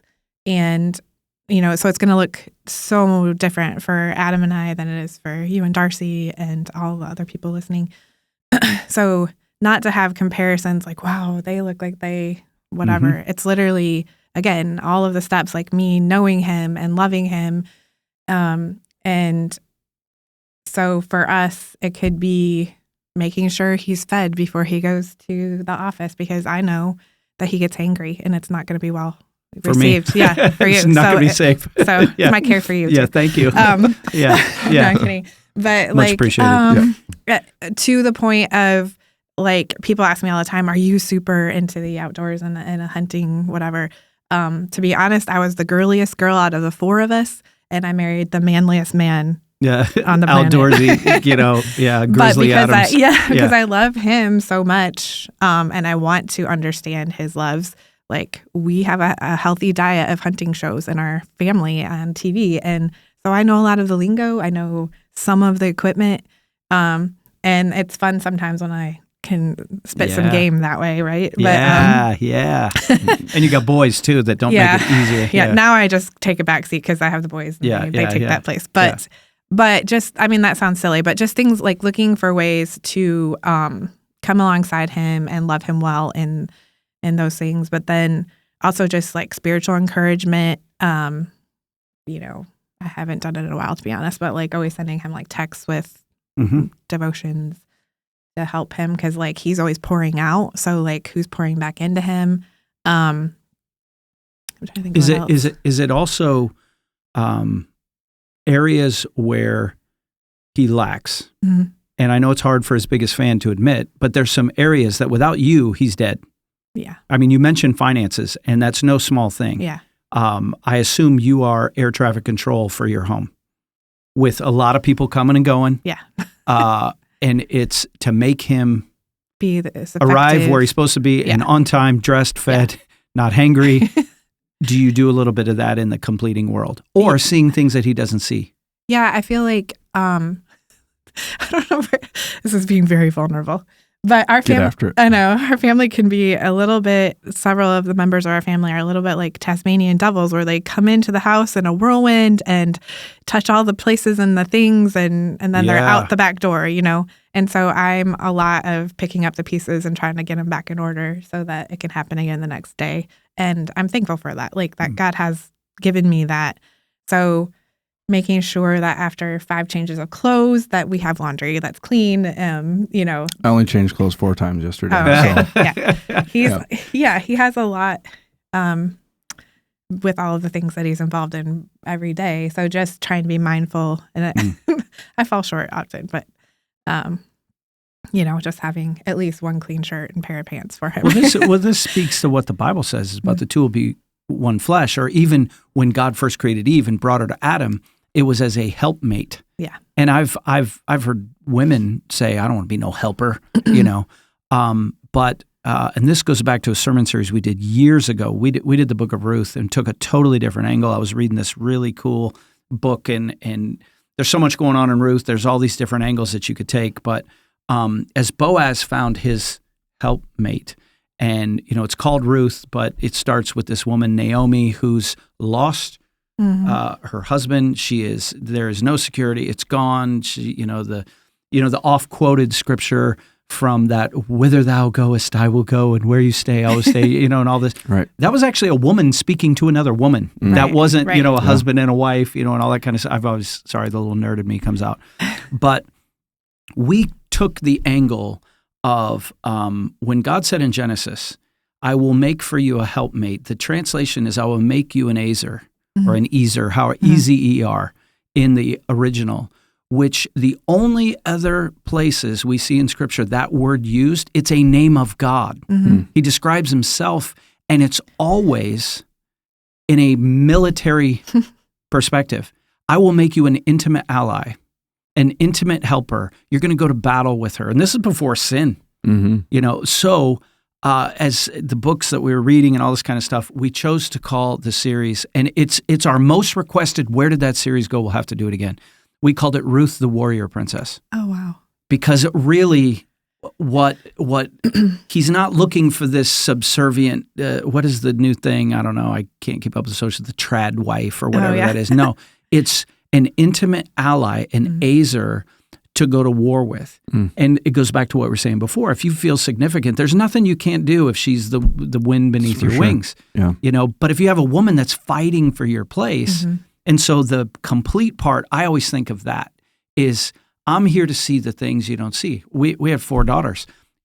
Before we were even married, my wife was working on the completing part of me. I don't know if she's not I don't want to go that far, but there's a lot of things she knows before they even happen. I don't know why, if it's insight God gives or whatever. She goes, we're going to have daughters. We're going to have a lot of daughters. And I didn't, I thought it was going to be 3. I didn't think it was going to be 4, right? And this is how she completed me. You will dance with our daughters. You will teach them to dance. You will smother them with physical affection. They'll sit on your lap and you'll tell them. I mean, she was training me in the type of husband that I was going to be with my daughters. And and I was like, yes, ma'am. Right? Got this. Yeah. But I'm grateful for that because we have 4 daughters that are all strong in their faith and they're secure. And these are the things that she wanted because she didn't feel those same things. That was completing me. Yeah, and in doing that, not to steer off course, but in doing that as a father, you set the standard for what those young ladies will be looking for in a husband. And we cannot overuse the words "I love you" and "Hey, baby, you're beautiful," and "Wow, you're stunning today," because you're raising their expectations of what a man will and how that man will treat your daughter. 100%. So, and they don't have holes that they have to fill. Yeah. And she's coaching me.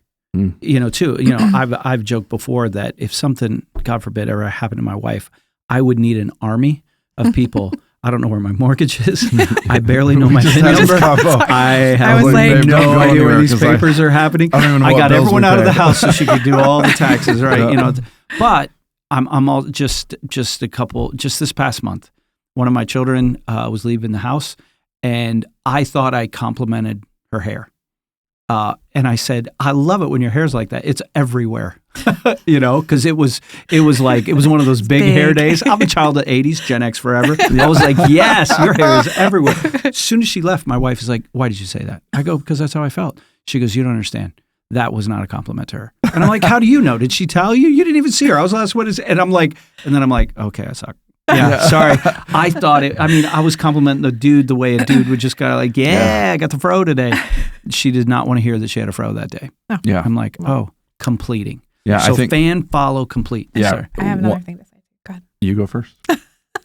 Well, it might sound a little like old fashioned, but I was a stay-at-home mom for the first 16 years of having kids. And so it was an interesting transition for me, but I would just like go about my day and do my thing, and then I would come home and Adam would be like, "Huh," and I don't mean that badly, but like, what happened here today? Did you do today? Or what did you do today? Yeah. And I'm like, what do you mean? I've fallen into the same trap, bro. I'm like, what do you mean? Don't you see? And like, for a funny example, I tend to be a very detailed person, but kind of I used to miss big picture. So I literally would have all of our cupboards deep cleaned on the inside, and I'd be scrubbing. The spoons would be organized. Yes.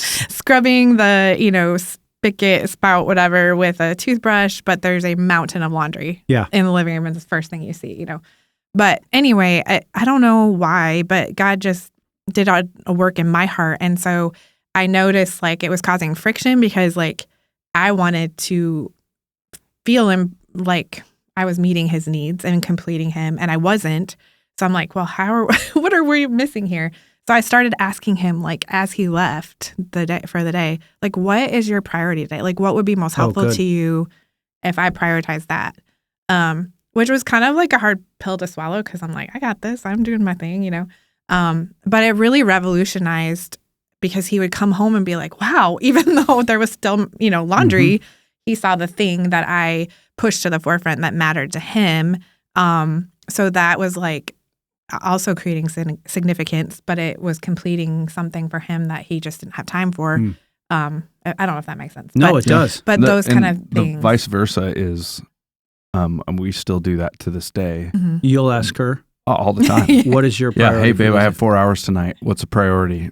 We had built the house, put a vanity in the kids' bathroom that was way too big for the space. Someone built it for us, and it was super nice, but wasn't to the dimensions that I had sent them or anything. And so we finally decided, hey, let's put a different vanity in there, something that makes more sense. That's a little bit.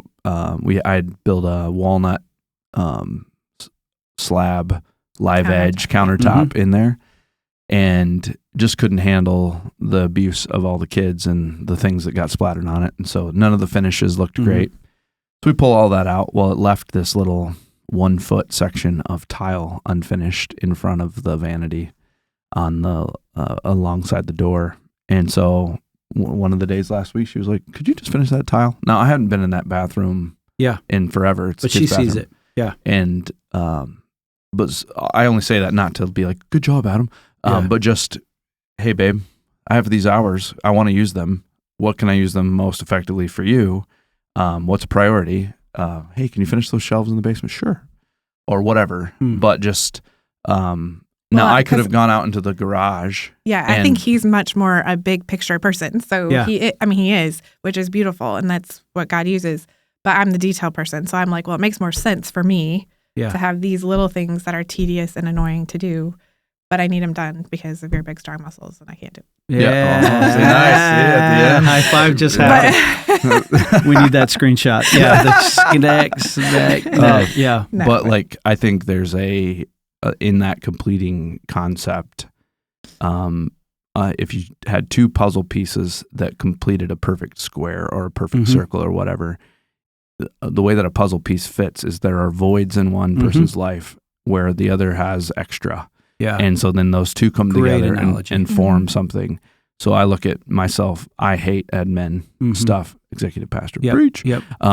But there are things that just are not naturally easy for me, right? That are super easy for her. And she's gifted at, and vice versa. Yeah. And so if we're not looking at it from the standpoint of, ooh, you are insufficient, you're looking at it and going, God, you've equipped me to fill that void in her life because you've equipped her to fill this void in my life.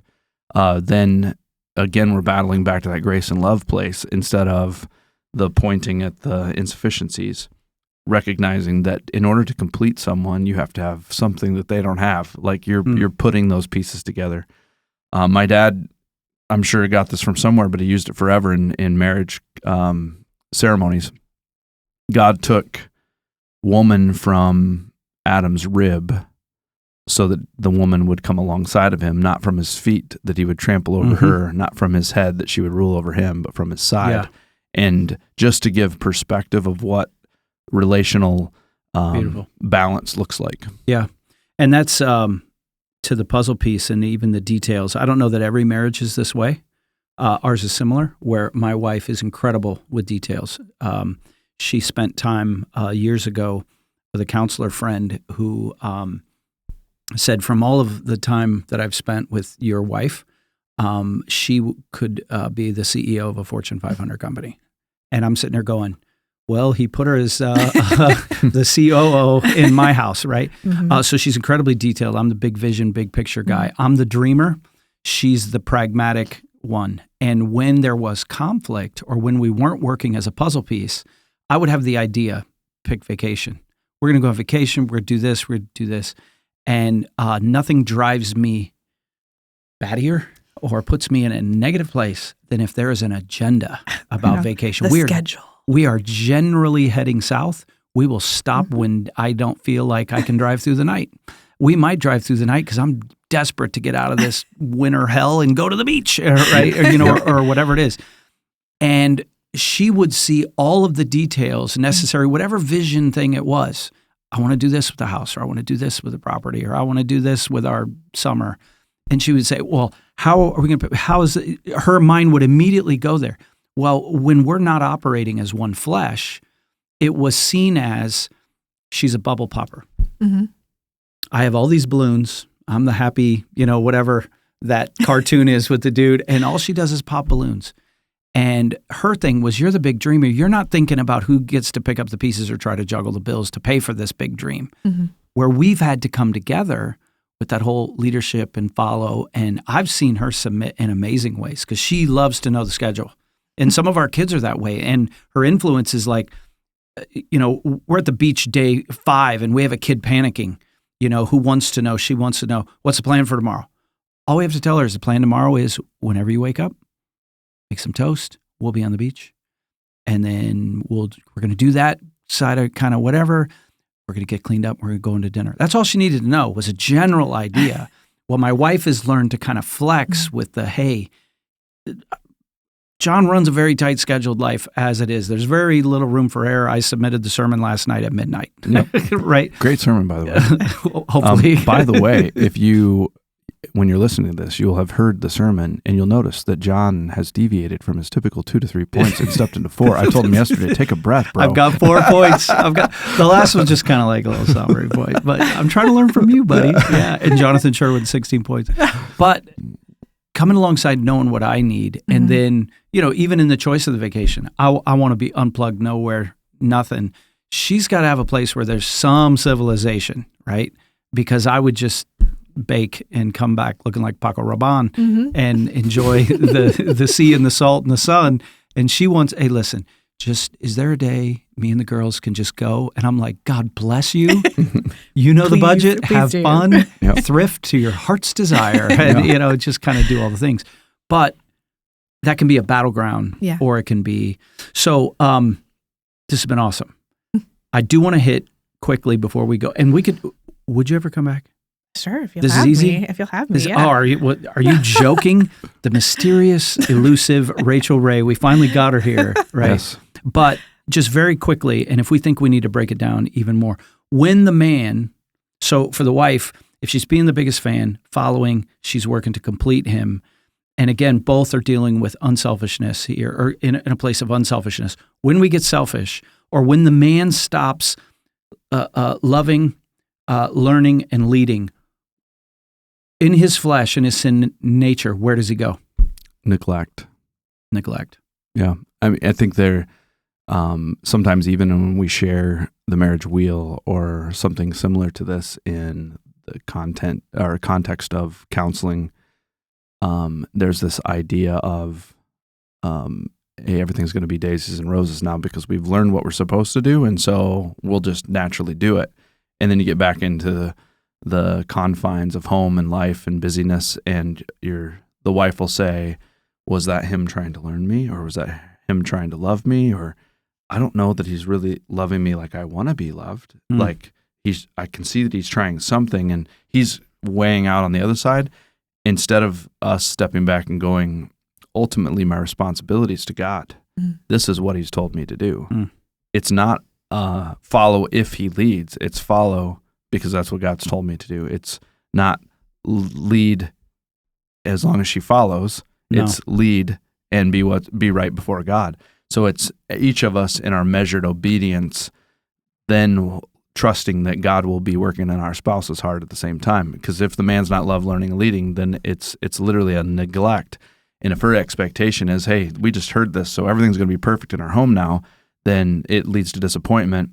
And eventually, and we can cover this at another time, but you work from the expectation to the disappointments all the way down to the place of where she's saying, well, I'll just punish him in whatever way. I'll remove, nag. We'll go there. I'll remove the things that he loves. I'll remove the care that I show in prepping a meal, or I'll remove sexual intimacy, or the world has this philosophy of if he doesn't do these things, he ain't getting none. When God's word's saying, hey, this is a void that's in his life that you fill it, because it is a significance component.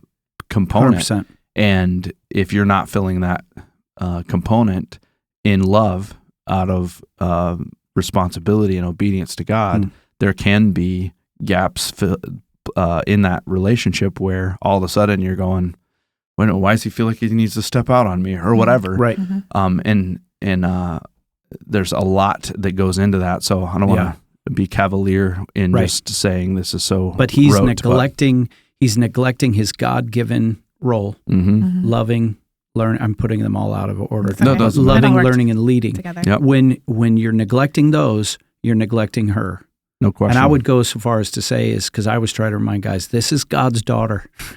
For sure. This is God's daughter that he's entrusted you with. You do not want to neglect God's daughter. That's right. It will not go well for you. And that,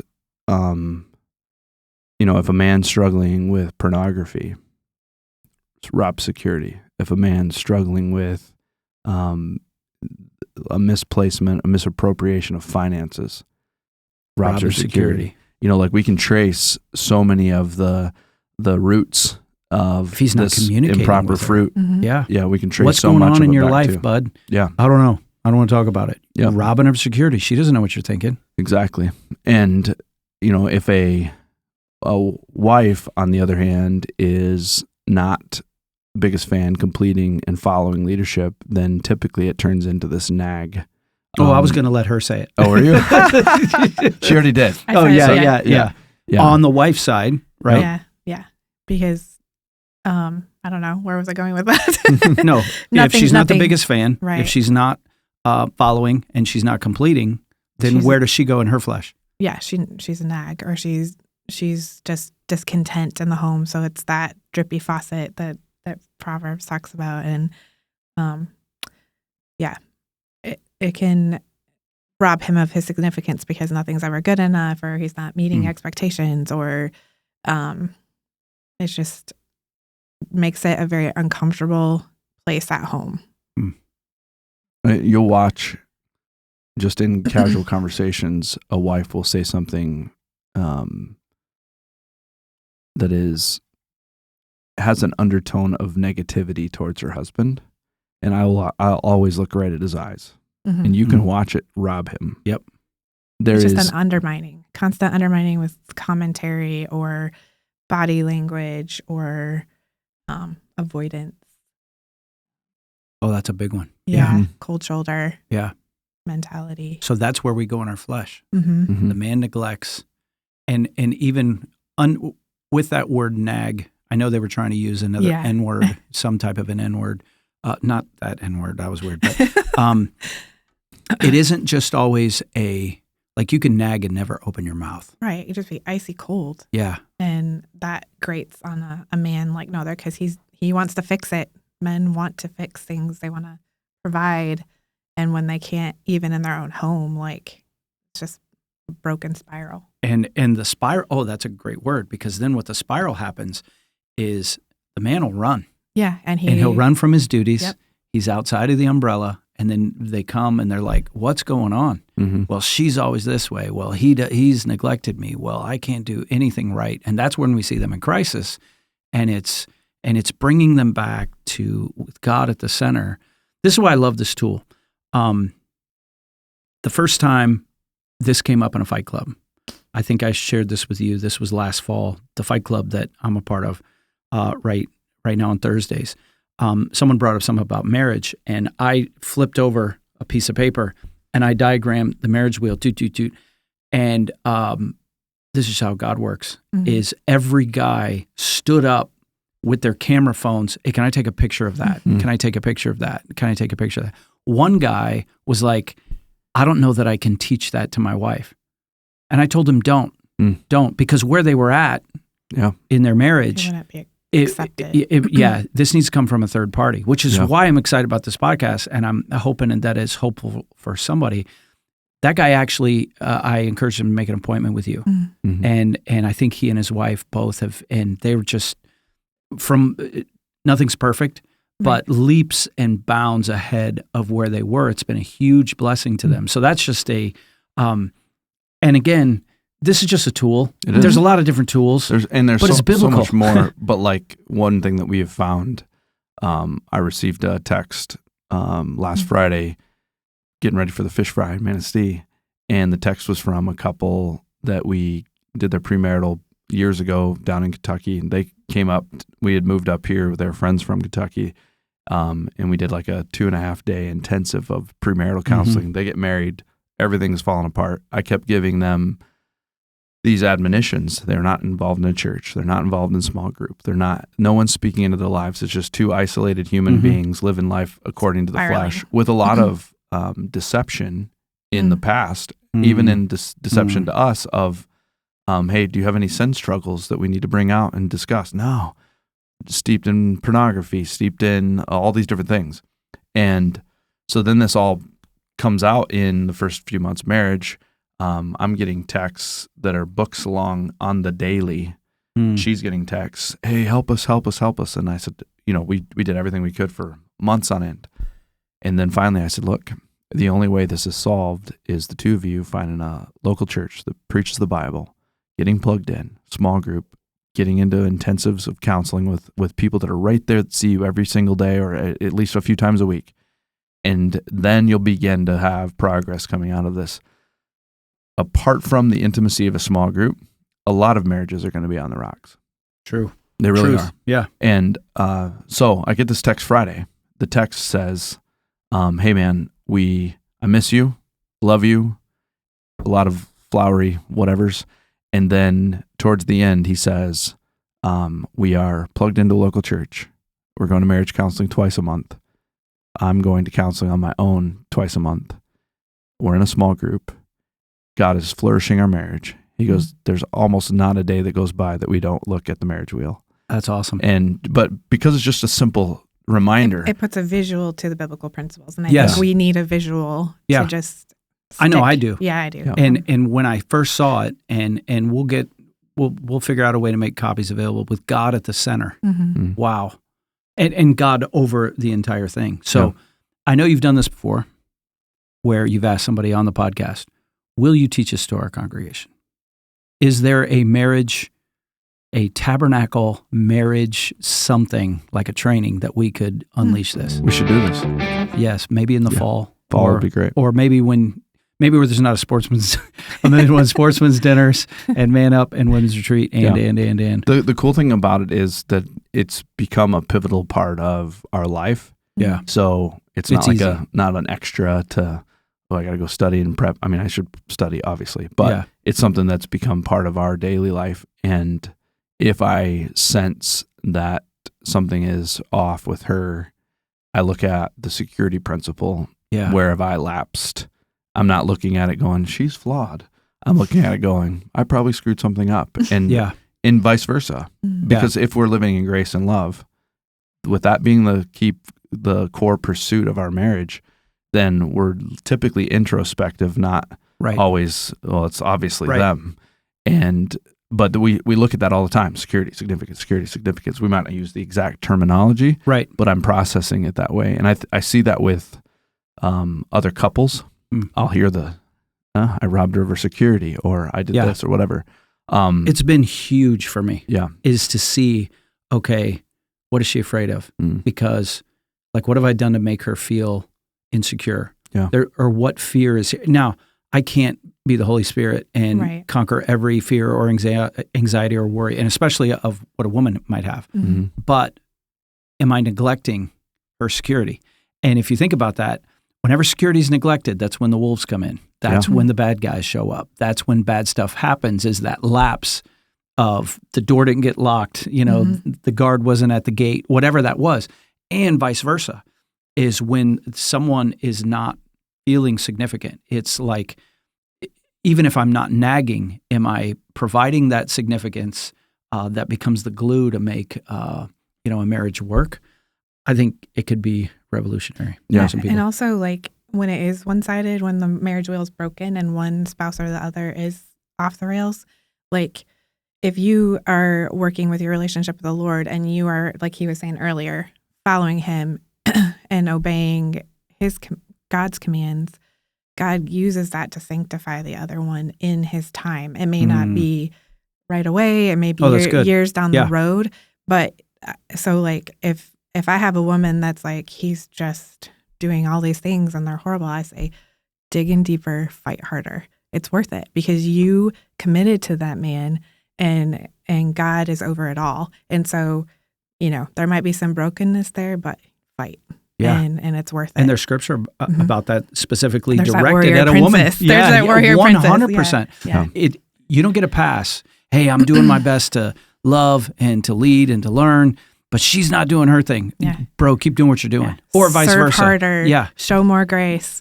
I'm his biggest fan. I follow, Yeah. trying to complete him as best I can. Keep doing what you're doing. Yeah. Keep doing what you're doing. Even You're if they're responsible. doing everything wrong, you can find one thing in that day that you could praise them on. Just one, like taking out the trash. I mean, it's so simple.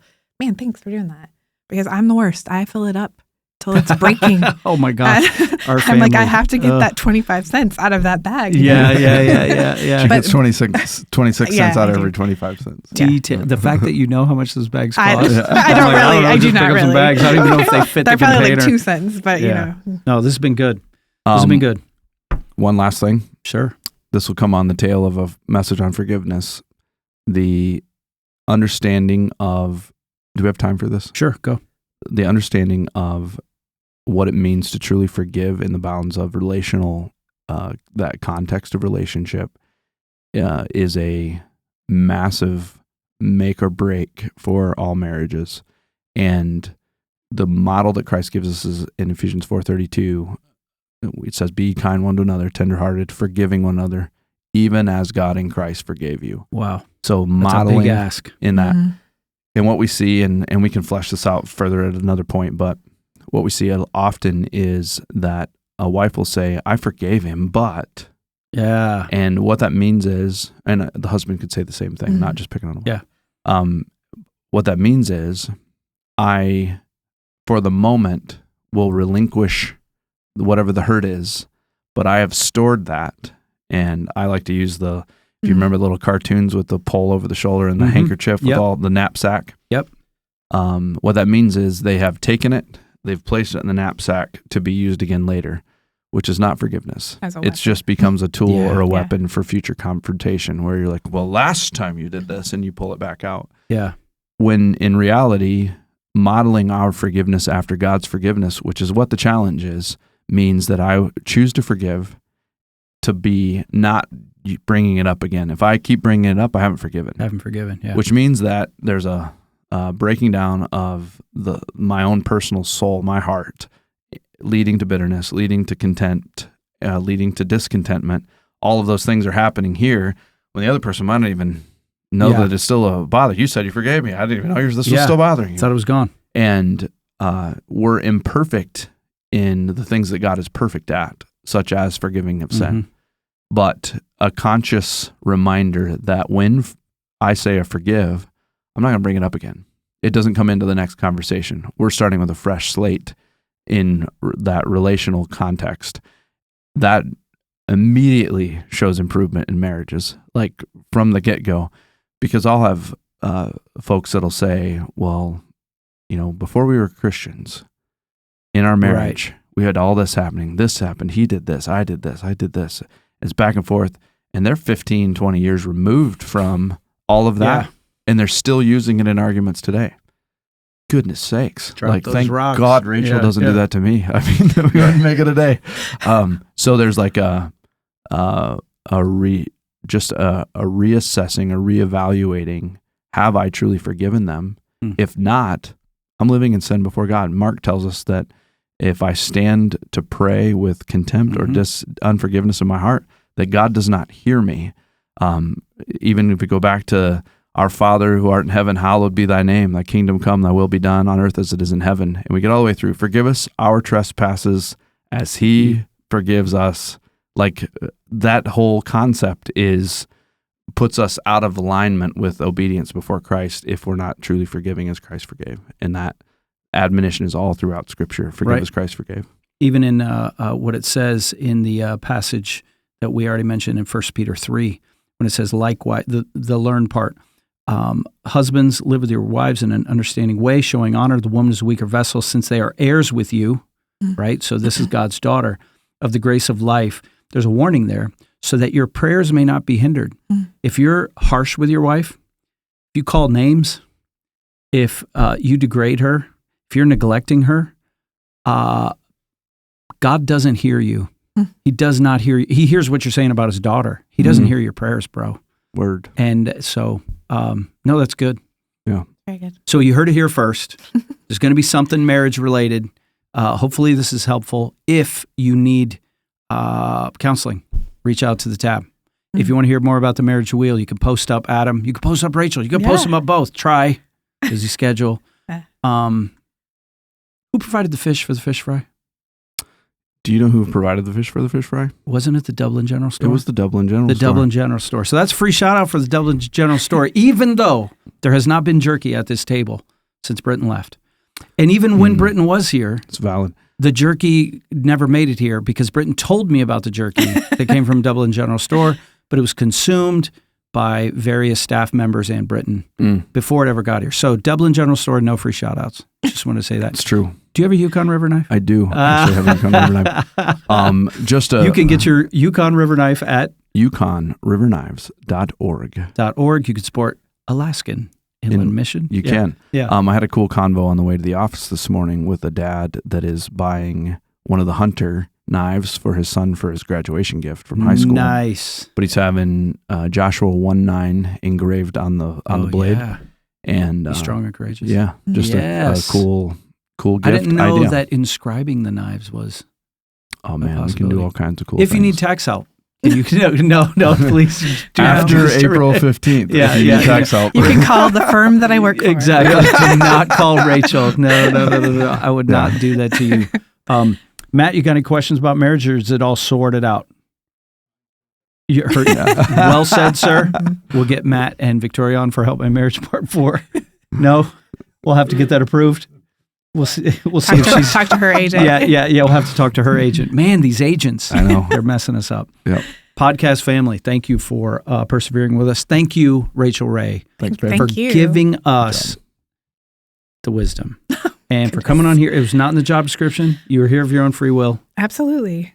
I count it an honor that you didn't ask me. Come on. Yeah, whatever. You improved what's said on this show. But if this has been a blessing to you, please share it with somebody. Like and subscribe if you haven't already. I don't know if anyone does this or not, but that helps the algorithms, people. Mm-hmm. So whatever it is on Spotify or YouTube or the podcast thing or what have you. But and if you want us to do a Help My Marriage Part 4, you got to call your shot. Do we want Adam and Rachel back? Is there someone else? I will warn you, Darcy's agent is the fiercest. We'll need some of your influence there if we're going to get her on for Help My Marriage Part 4. But we'll see. But thanks so much for taking the time with us today. Yeah, glad to do it. So until next time, don't neglect. Don't nag. Figure out a way to build that significance, to build that security. And until next time, it is Adam and Rachel Ray, Lord Matthew Corey Hughes, and me, John, signing off.